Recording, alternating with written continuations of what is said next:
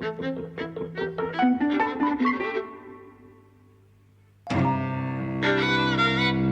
and welcome to Eavesdropping at the Movies. I'm Mike. And I'm Jose. And today we're talking about Nightmare Alley, Yes. the new version. Supposedly independently adapted from William Lindsay Gresham's novel of 1946. There was an original film made in 1947 with Tyrone Power, which we're going to watch. Tyrone Power and Joan Blondell, who's fantastic in it. Yeah. We haven't watched that yet, and this supposedly is not a remake of that. It's supposed to be independently made. Directed by Guillermo del Toro. It's about a guy who runs away to the carnival. Stan, his name is, played by Bradley Cooper. From what exactly, we're not entirely sure. We see a burning house right at the start, and he's dragging a body, so something has gone very wrong in his life. But what exactly it is not clear right at the start.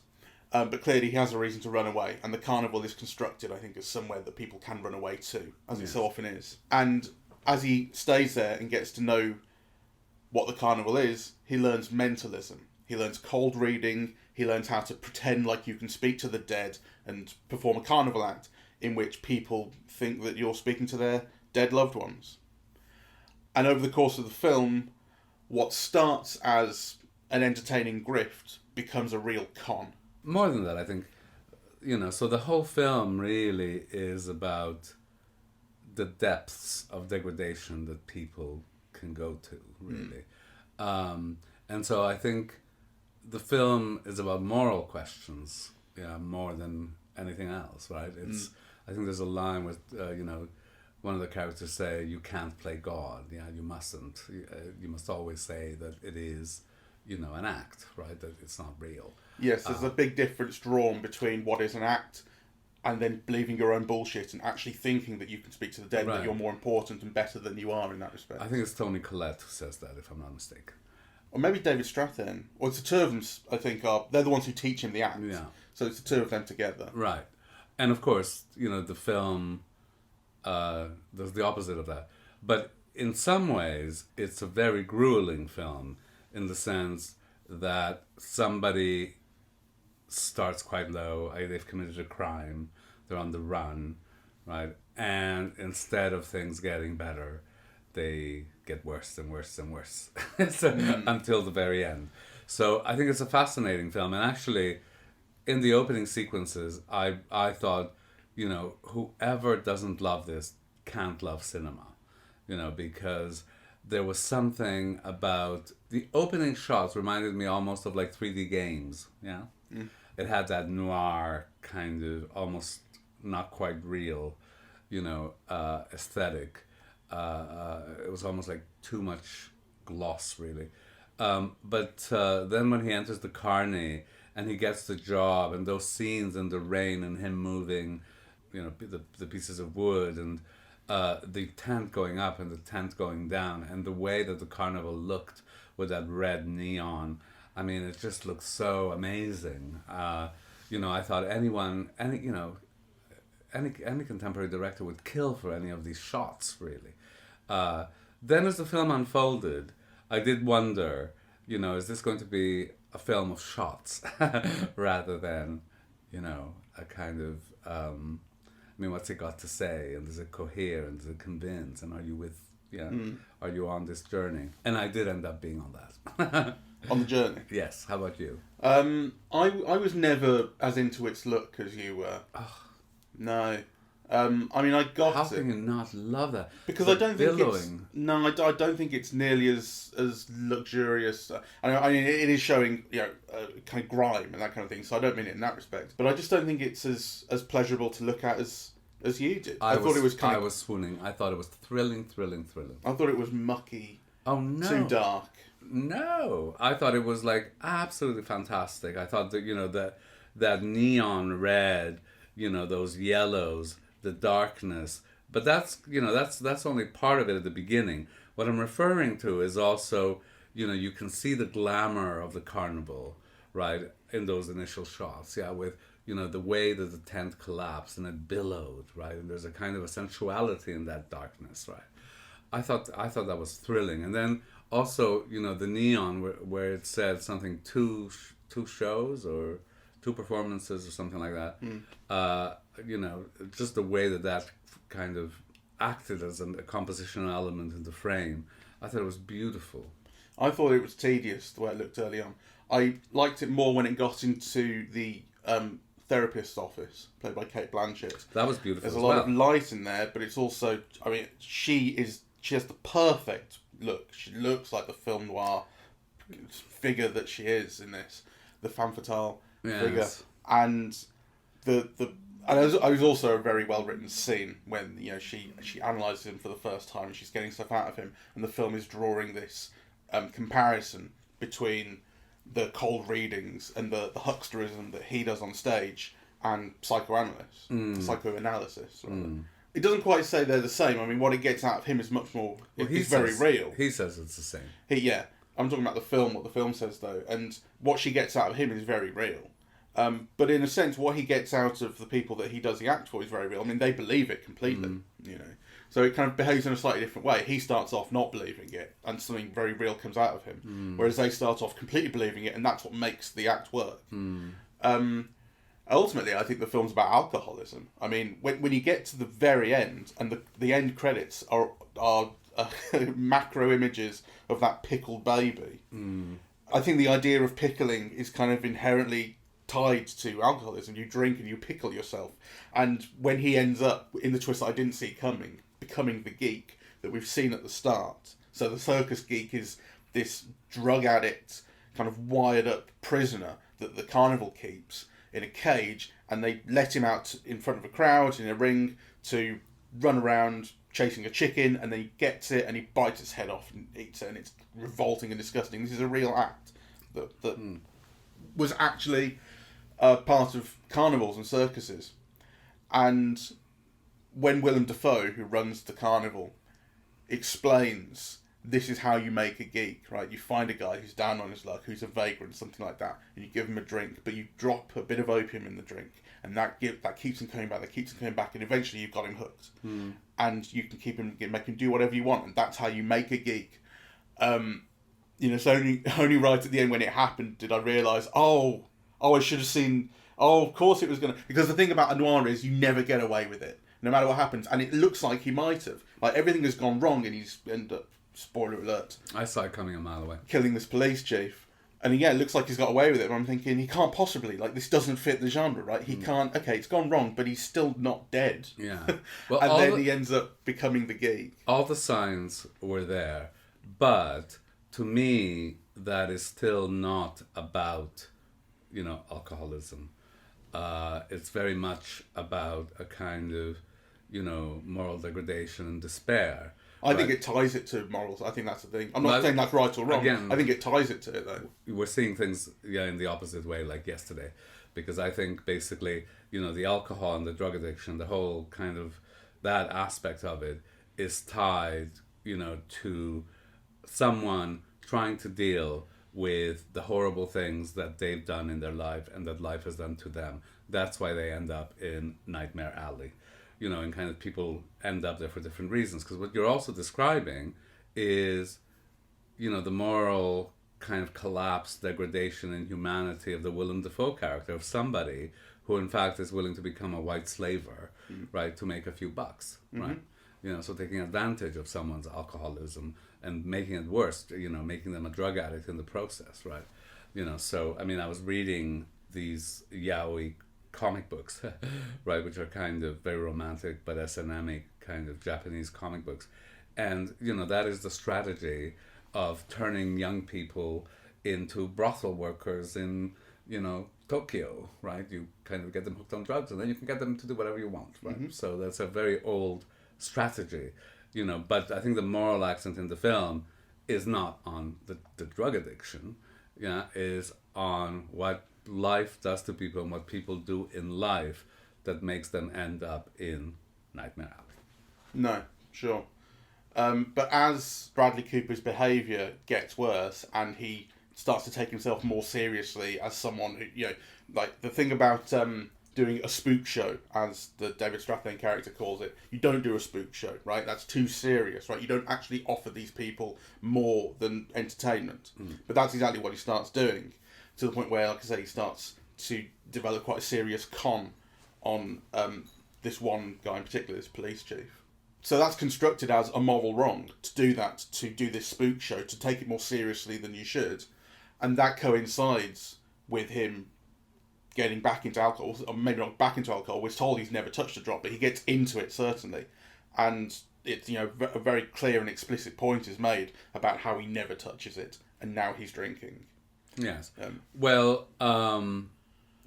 Yes, and that drink is tied to his father and what his father did to him and what he did to his father. You know, there's a whole kind of backstory about all of those things, which I think is almost a bit too pat.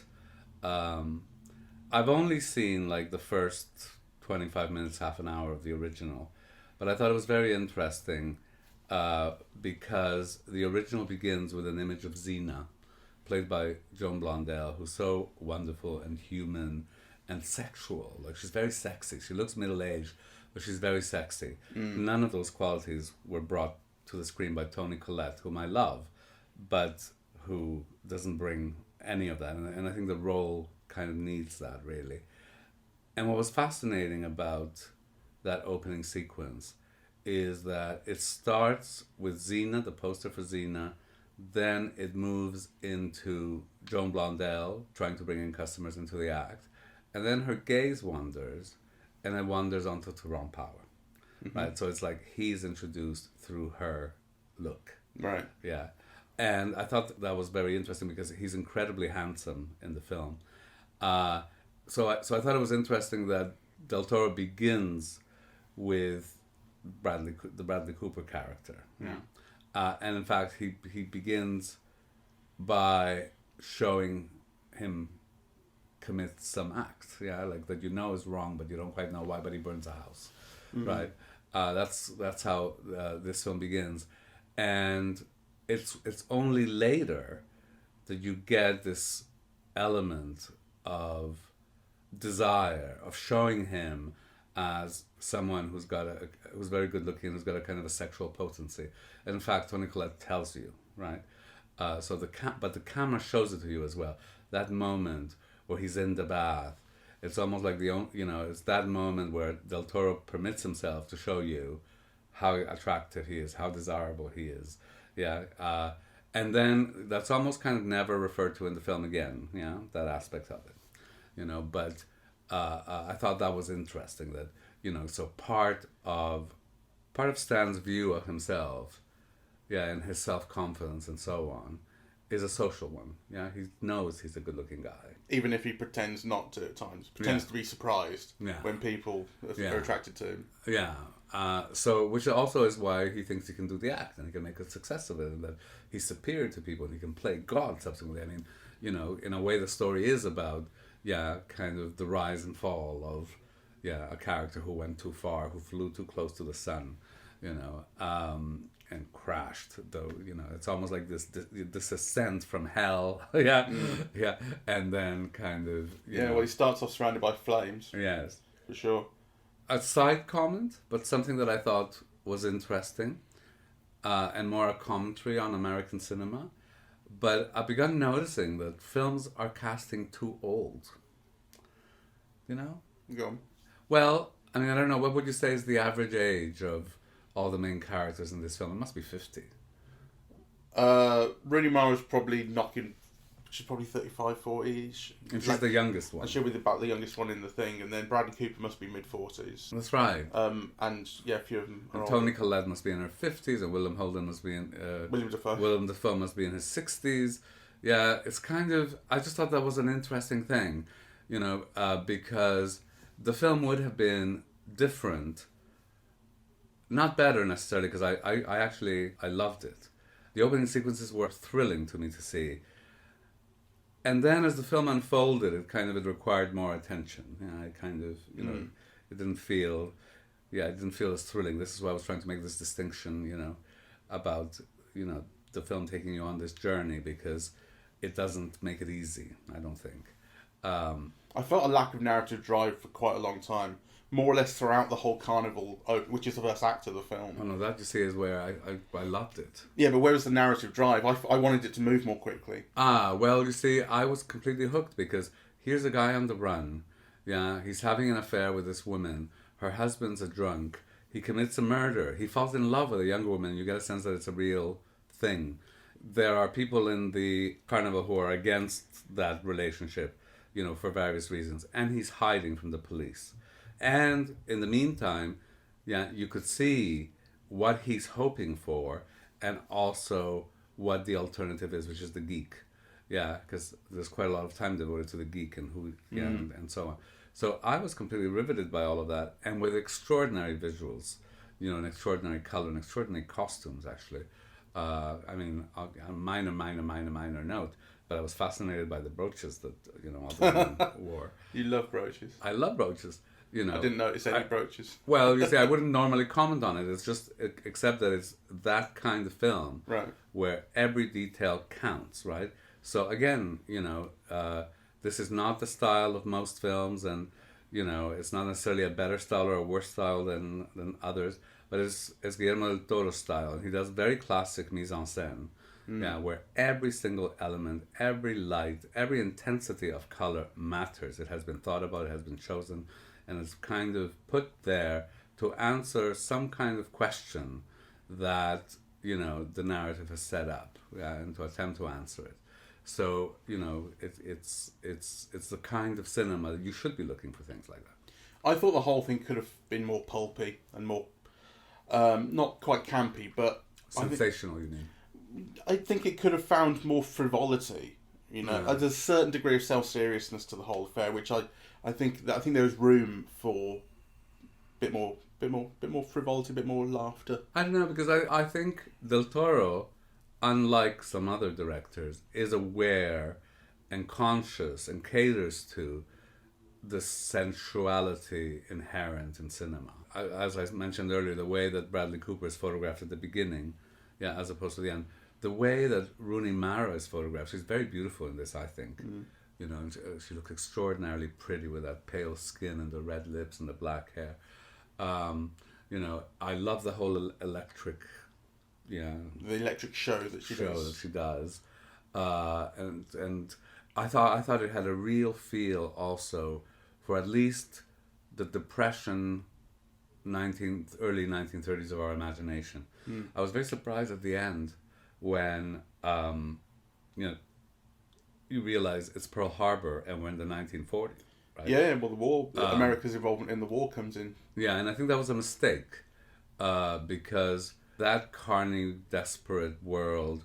I mean, I love the way that people jumped on that hot, meal. The eggs, right? Like you get that sense of hunger and desperation, and that's very early 1930s. Whereas I think, by 1941, you're at a different time. America was very prosperous by then. It was benefiting from the whole world being at war, except them. At that point. Mind you, I don't think you get a great sense of the wider world to the film. I mean, this carnival is this carnival. It's where these people live. And no matter where you are, no matter how prosperous in history, there's always been a time when people have been down on their luck. No, I know, but... So it's not unrealistic. Well, I just thought that there was an added dimension that the early 1930s setting brought that the late 1940s diminished. Now, you could read it differently. You could read it that... as you move into the 1940s, then the sense of social desperation really just becomes one of personal greed. That the times have moved, and that sense of so when he puts the newspaper in his shoe, it's no longer a sociological phenomenon of the times. It's a personal kind of degradation. So there might be a reason for that time period, but I thought something was lost. The newspaper in his shoe covering up a hole in his shoe. That's right. Near the end of the film. At which point Roosevelt is president, and it's almost Pearl Harbor. Well, we do certainly see that idea of personal greed. I think when Stan leaves the show, strikes out on his own, having learned this trade, and starts performing at upper class, like dinner parties, events. So he's in a tux, and they're doing the same act, but it's for the hoity-toity rich people. And when the other people come to visit him, he says the same act. Exactly the same act, we're just making more money. Yes, but it's the same act done in a different way, because there's a loss of a sense of community. He tells his wife off for not doing it properly, or for not being quick enough. I mean, he's too concerned with himself and the success of the act. Whereas what you see at the beginning is the guy is too drunk, Zena's husband is too drunk to perform, right? So people come in and they pitch in and they help and they resolve the problem, and it's no big deal. Yeah, there's a community around it. Whereas he's very singular. It's all about him, right? And it's all about him, his superiority to other people. Yeah. Which I suppose is the mentality of a grifter. Yeah, that kind of, I mean, you have to think highly of yourself if you think you can con anybody. So ostensibly he can read anyone and he can con anyone because he can read them. Do you notice his blindfold that he wears has an eye on it, that central eye, and he puts it up on his forehead and it becomes the third eye, like that pickled baby? I hadn't noticed that. It's true. I believe you. I thought it was a wonderful film, and actually, I love Del Toro actually, but even the last film that we saw, the one about the fish, Shape of Water. The Shape of Water. Well, some people call it Grinding Nemo. There were moments that felt kind of false or artificial, or Well, that whole subplot with the gay character, the best friend played by Richard Jenkins, who's in here incidentally, you weren't a big fan of at all. Yeah. So was this one? I really was with it throughout. I mean, sometimes a little bit with alacrity, like I didn't look at my watch once, though I did sometimes think, where is this going, right? I loved seeing Mary Steenburgen, and actually it reminded me of how much American cinema has missed her, or at least the American cinema that I've been seeing, because she was such a presence in the 80s. Yeah. And she's just wonderful, that kind of sunny personality, that way of speaking, that she's got, that's so distinctively hers, and yet she's very convincing as this, upper class matron who's lost her son. Yeah. I thought she was wonderful casting. I loved the look of all of those rich Manhattan wood paneled Art Deco 1930s interiors and buildings. So not just the psychiatrist's office, but kind of the nightclubs, the mansions, kind of. I mean, Mary Steenburgen's house, right? And that was a beautiful shot as well, with the the window framing them.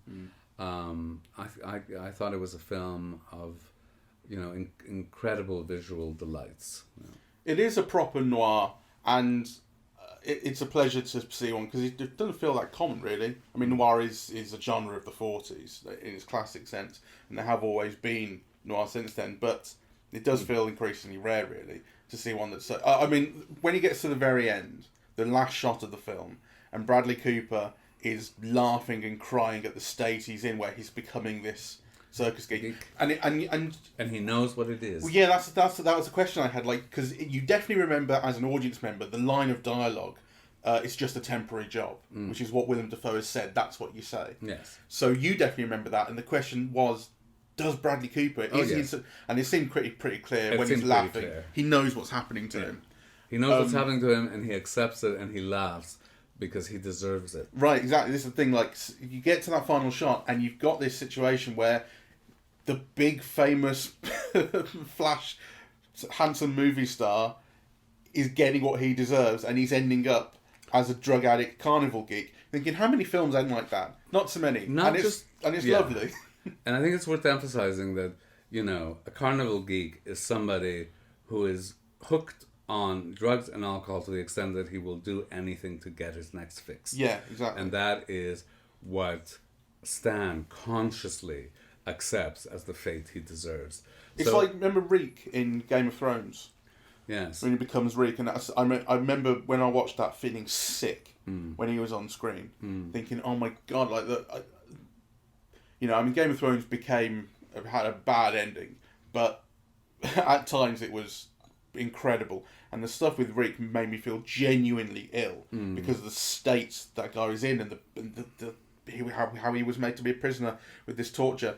And, the geek is not a long way off that. Yeah, no, that's why I was comparing it to, people working in brothels and kind of made to do anything because of, they're controlled by the drugs they take. Yeah. And so that's what he is willing to let himself become. Yeah. So I want to take issue with something you said earlier, which is, that you don't see much noir, because noir is everywhere, particularly if you're looking at Netflix, right?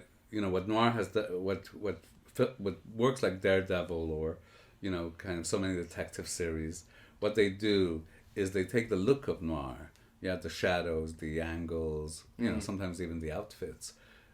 But where they don't dare go is the moral issues. That sense of evil or wrong or, And actually, this is a film that is not afraid of that. It takes you right to the limit of that. Yeah. Right? So it's a moral darkness. Yeah, it's again, that wonderful line by Kate Blanchett where, so she's got all these, somebody has cut her up. And Stan asks her, what happened to you? And she said, life. Right? Like, yeah. Yeah. But again, I think where the film is interesting is that it's not just what life has done to you, but what life has done to you because of what you have done in life.